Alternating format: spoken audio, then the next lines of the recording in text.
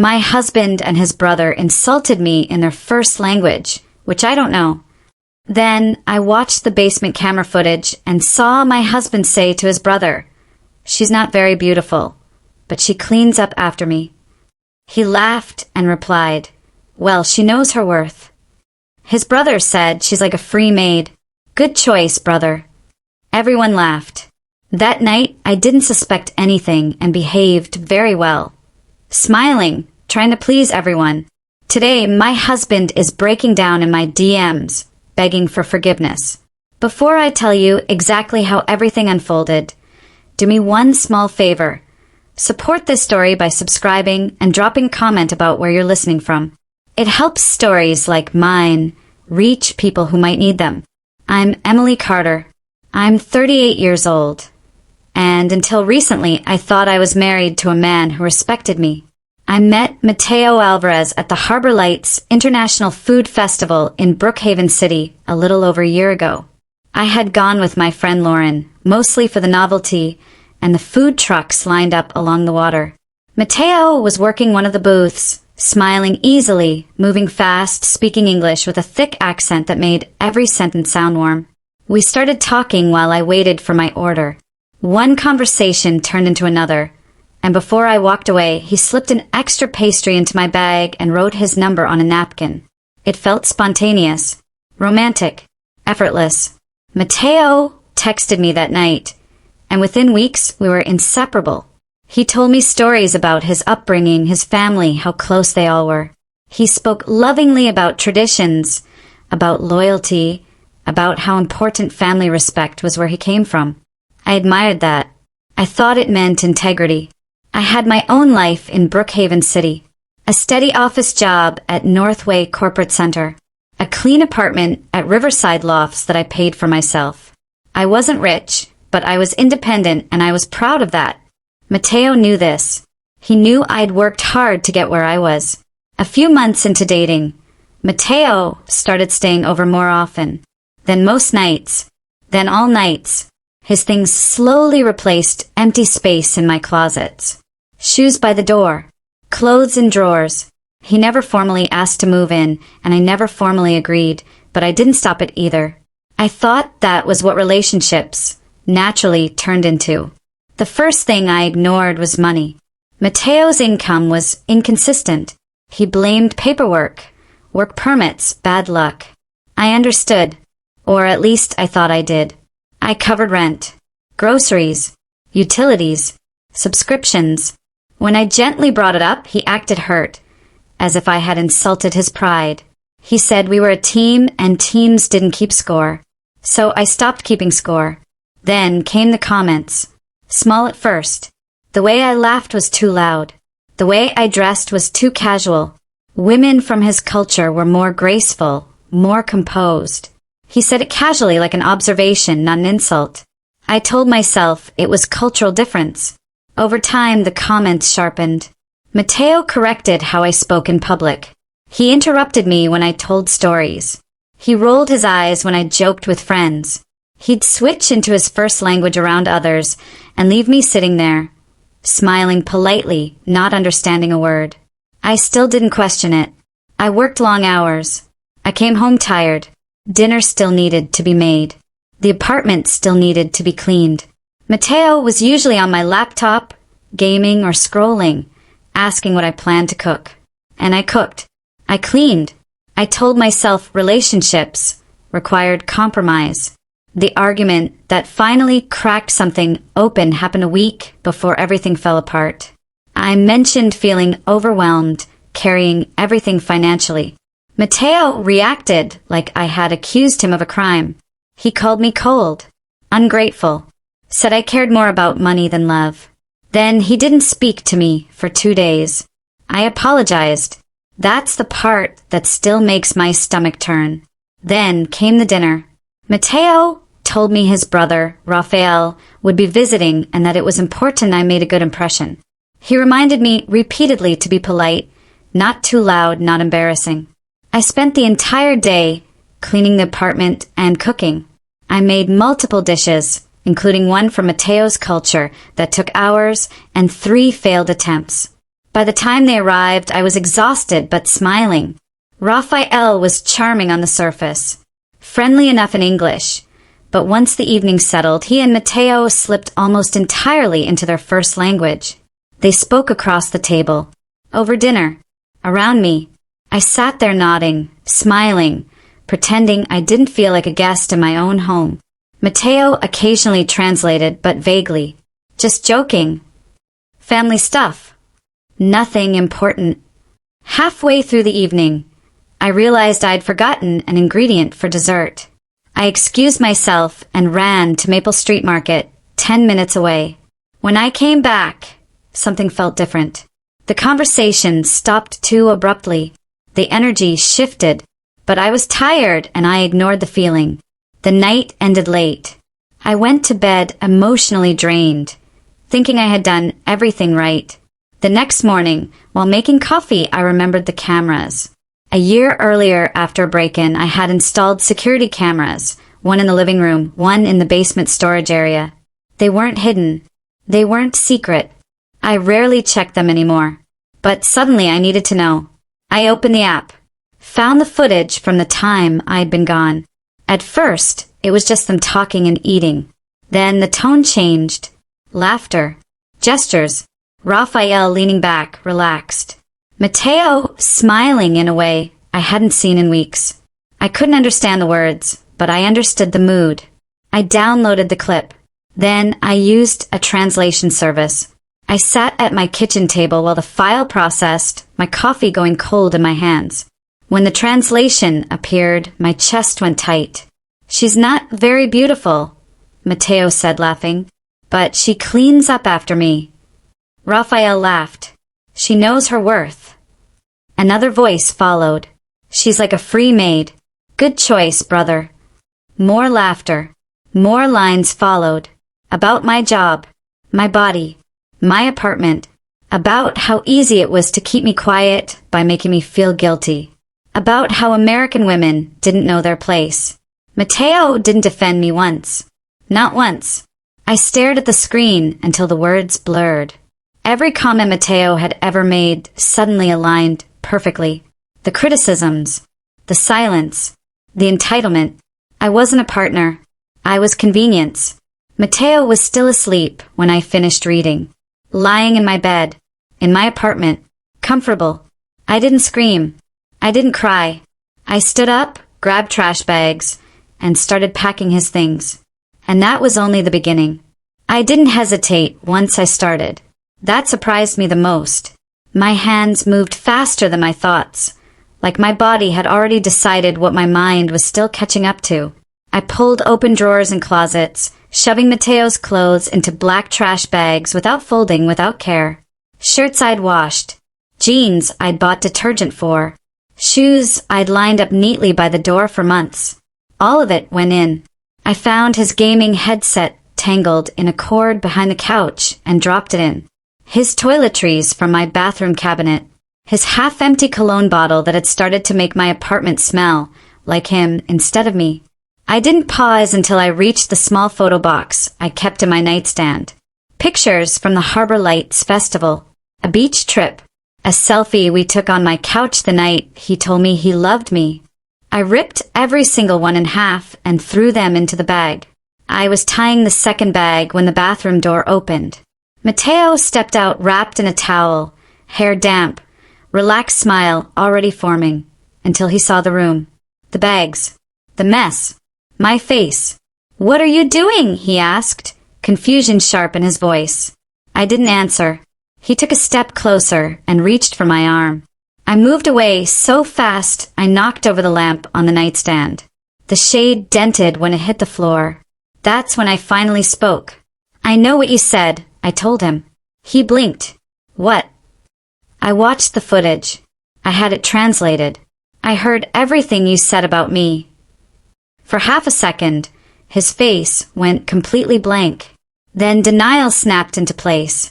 "You don't understand," he said quickly. "You don't know the context. It doesn't translate like that." I kept packing. "That language has jokes," he continued, voice rising. "You can't just take words literally." "You called me a maid," I said calmly. His expression hardened. "You invaded my privacy," he snapped. "You recorded a private conversation." "In my home," I replied. "On cameras you've known about since before we met." That set him off. He started yelling about trust, about betrayal, about how I was paranoid and dramatic, about how women from his culture didn't spy on their husbands, about how I was proving exactly why relationships with women like me never worked. I kept packing. That seemed to enrage him more than anything. He grabbed my wrist and yanked me away from the bags. I gasped, not from pain but from shock. His nails dug into my skin. I shoved him back hard enough that he stumbled. "Don't touch me," I said, my voice shaking now. "Get out." He laughed sharply. "You're crazy." "You have 20 minutes, I told him. "Get dressed, take your things, and leave. Or I call the police." His face twisted. "You'd be nothing without me," he spat. "You think anyone else would put up with you?" That's when I laughed. It came out harsh and ugly, but real.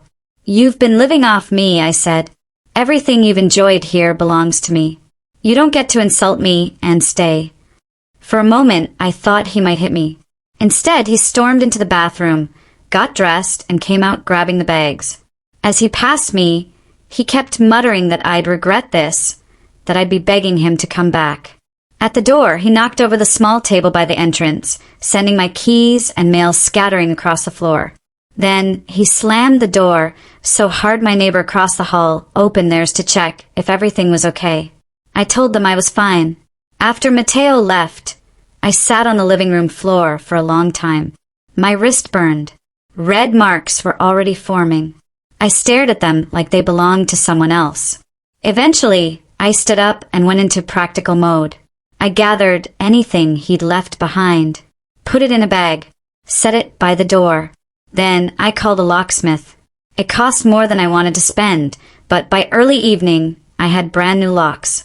When the locksmith handed me the keys, I felt something in my chest loosen. That night, the messages started. First anger, then guilt, then apologies disguised as excuses. I didn't respond to any of them. Lauren came over with food and wine and stayed with me while I showed her the video and the translation. She was furious on my behalf. I had to stop her from confronting Mateo herself. By morning, I had blocked him everywhere. I thought that would be the end. I was wrong. The knock at my door the next day came just before noon. I checked the peephole. "Mateo." I stayed silent. He knocked again, called my name, waited. I sat on my couch, heart pounding, watching through the peephole until he finally left. That was when I packed a bag and went to Lauren's place. I needed distance, safety, time to think. What I didn't know yet was that Mateo wasn't done trying to control the story. And next, he was going to aim higher than me. I stayed on Lauren's couch longer than I planned. 3 nights turned into 4, not because I wanted to hide, but because my nervous system hadn't caught up with reality yet. Every sound made me tense. Every notification made my stomach drop. Even knowing Mateo was blocked everywhere didn't stop the fear that he'd find another way in. By the 4th morning, the bruises on my wrist had faded into that sick yellow color bruises turn when they're almost gone. Physically, I was fine. Emotionally, I felt like someone had taken my sense of safety and folded it into something unrecognizable. Lauren kept telling me I could stay as long as I needed. She made jokes. She distracted me. She didn't push. That helped more than she probably realized. Saturday morning, I decided to go back to my apartment. I needed to reclaim it. I checked my surroundings like a paranoid movie character the entire way there, coffee in one hand, keys clenched too tightly in the other. When I unlocked the door, everything was exactly as I'd left it. No signs of forced entry. No notes.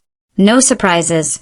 I spent the morning cleaning like I was scrubbing a memory out of the walls. Sheets in the wash. Furniture rearranged. Trash taken out. I opened windows. Burned sage even though I rolled my eyes at myself for doing it. I needed the space to feel like mine again.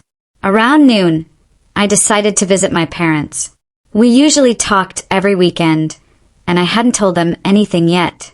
I texted my mom asking if I could come by for dinner. Her reply came quickly. Yes, we need to talk. That sentence alone made my chest tighten. My mom doesn't text like that. She uses emojis, exclamation points, pet names. A serious message from her is never casual. I tried calling. No answer. By the time I pulled into their driveway in Cedar Ridge suburb, I already knew something was wrong. Inside, the atmosphere was heavy. My mom sat stiffly at the kitchen table. My dad stood at the counter with his back to me, pretending to focus on making coffee. No hugs. No greetings. My mom looked at me carefully and asked, "Are you doing okay mentally?" That's when the floor dropped out from under me. Mateo had been there. The day before. Unannounced. He showed up at my parents' house calm, apologetic and polished. He told them he was worried about me, that I'd been acting erratically, that I'd become paranoid and started secretly recording him. He said I threw him out in a rage and attacked him. He even showed them a scratch on his face and implied I'd caused it. I sat down slowly while my mom told me all of this, watching her face for signs of what she believed. She wasn't accusing me. She was scared. I told them everything. The dinner, the language, the cameras, the translation, the way Mateo grabbed my wrist. I tried to stay calm, but my voice cracked anyway. My mom hesitated, not because she didn't trust me, but because the situation sounded unreal. So I handed her my phone. I watched her expression change line by line as she read the translated transcript. Her mouth tightened. Her hands shook. When she finished, she didn't speak. My dad came over and read it next. He rarely swears. He swore then. The tension in the room shifted instantly. My mom stood up and hugged me, apologizing for even questioning me. My dad stayed quiet, which was somehow worse. During dinner, he barely spoke. He kept checking his watch. Around 7, he stood up, grabbed his keys, and said he needed to step out. I knew exactly where he was going. I tried calling him. He didn't answer. For 2 hours, my mom and I sat there, anxious and silent. When my dad finally came back, he looked calm in a way that made my stomach twist.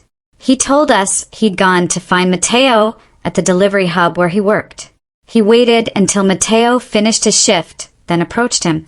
He told Mateo he knew everything, that he'd seen the footage, read the translations, knew about the lies. According to my dad, Mateo tried to deny it at first, tried to explain it away. But when my dad repeated specific lines from the video, Mateo went pale. My dad told him to stay away from me and from our family. Completely. Mateo didn't argue. He didn't apologize. He just stood there as my dad walked away. I spent the night at my parents' house, emotionally drained. In the morning, my mom suggested I consider a restraining order. The idea overwhelmed me, but it stayed in the back of my mind. Later that day, I got a message from Mateo's cousin, Sophia. She said Mateo had been telling the family that I was unstable and jealous of his culture. She didn't believe him. She asked what really happened. I sent her the transcript. Her response came almost immediately. She was horrified. She apologized for her family's behavior and told me Mateo had been couch hopping since I kicked him out. Friends were already getting tired of him. He'd lost his delivery job for showing up late repeatedly. I went back to my apartment that evening feeling exhausted but steadier. I thought maybe finally it was over. I was wrong again, because Mateo hadn't finished unraveling. And next, he was going to make sure everyone saw it. I let myself believe things would quiet down. For about 10 days they did. No messages, no surprise appearances, no indirect attempts through friends or family. I settled back into a routine. Work, therapy sessions with Dr. Reed, evenings spent reorganizing my apartment, buying plants I didn't need, replacing small things Mateo had broken or mocked. It felt like reclaiming territory inch by inch. I started journaling, like my therapist suggested. At first, it felt ridiculous. Then it didn't. Writing things down stopped the memories from looping endlessly in my head. It gave them edges, a beginning and an end. Work helped too.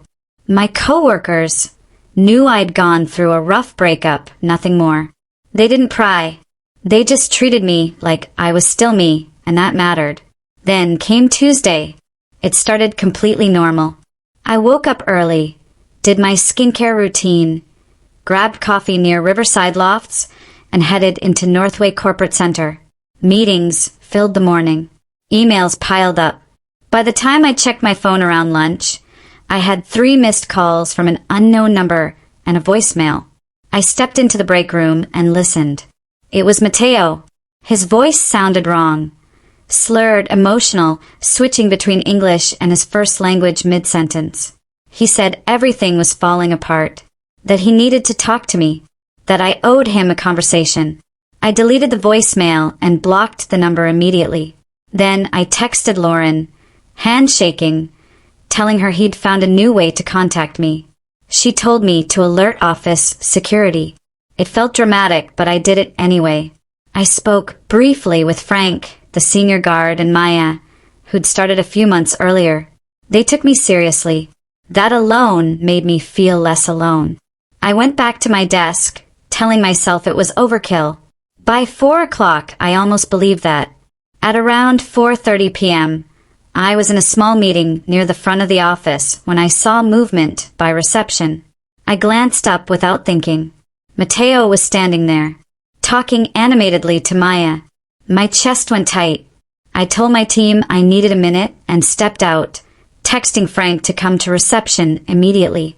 I moved behind a column, heart pounding, unsure what to do next. Mateo's voice got louder.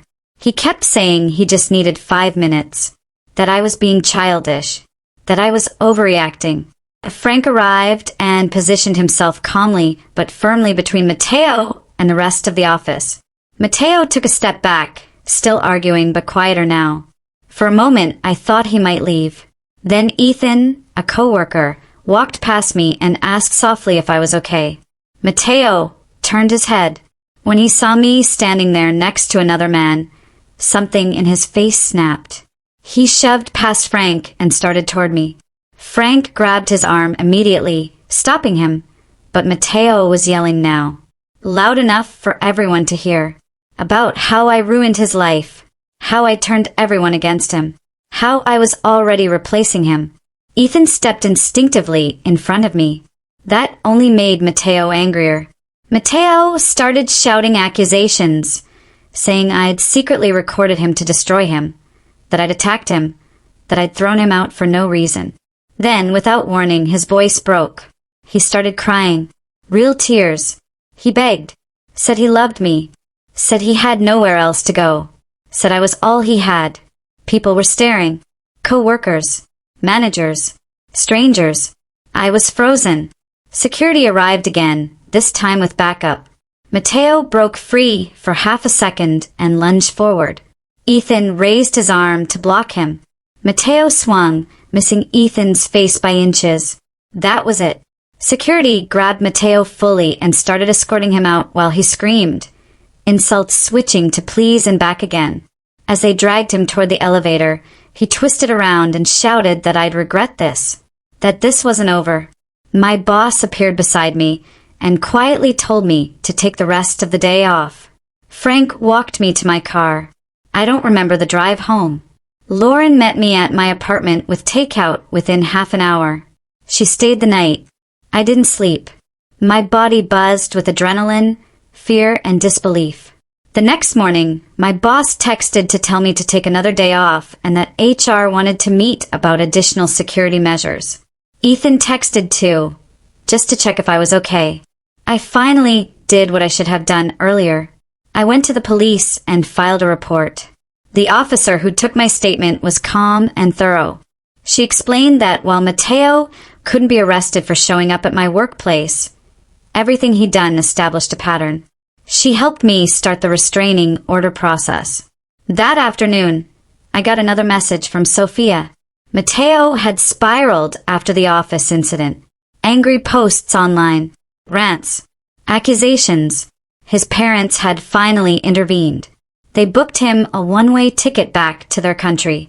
Leave immediately or be cut off completely. He had no money, no job, no couches left to crash on. For the first time since all of this began, I felt like I could breathe. But I wasn't celebrating yet. Not until I knew he was gone. I didn't sleep much that night, even with Lauren in the other room, and every lock checked twice. My mind kept replaying the moment at the office. The way Mateo's face changed, the sound of his voice when he realized he'd lost control of the room. It wasn't fear that kept me awake. It was the strange clarity that comes after danger passes close enough to leave a mark. The next morning, I followed through. I went back to the police station with the documentation they'd asked for. The footage transcript, screenshots of messages, the voicemail, statements from office security, even photos of the bruising that had already started to fade. I spoke slowly, clearly without drama. The officer nodded more than she spoke. When I finished, she said I was doing exactly what I needed to do. The restraining order process began that day. It wasn't instant, but it was real, formal, on record. Mateo's name typed into a system that didn't care about his excuses or his charm. That mattered more than I expected. Later that afternoon, Sophia messaged again. Mateo was leaving the country the next morning. One-way ticket. No return date. His parents had decided enough was enough. They were angry not at me but at him. At the embarrassment. At the mess. At the lies that had finally become impossible to smooth over. I read the message 3 times before it sank in.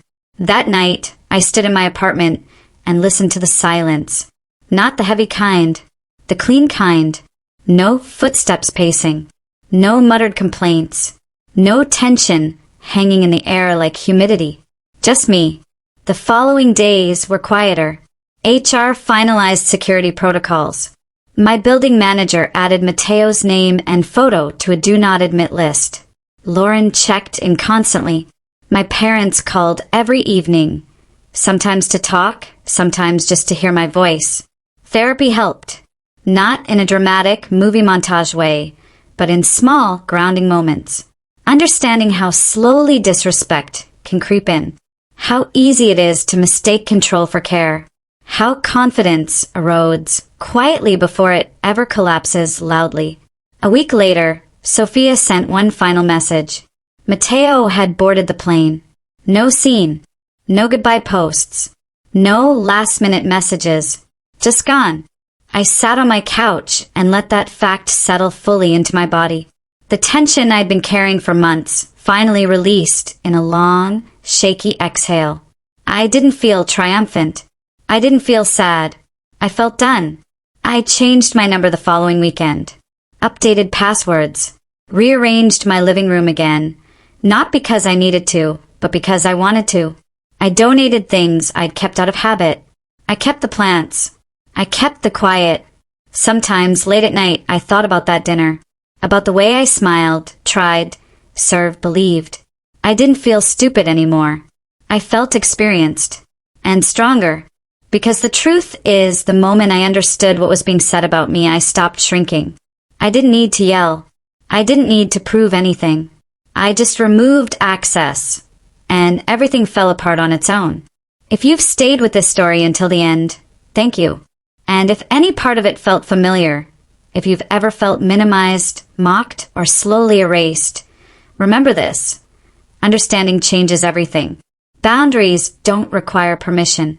And walking away isn't weakness. It's survival. If you want to support stories like this, take a second to subscribe and leave a comment about where you're listening from. Someone out there might need to hear this next.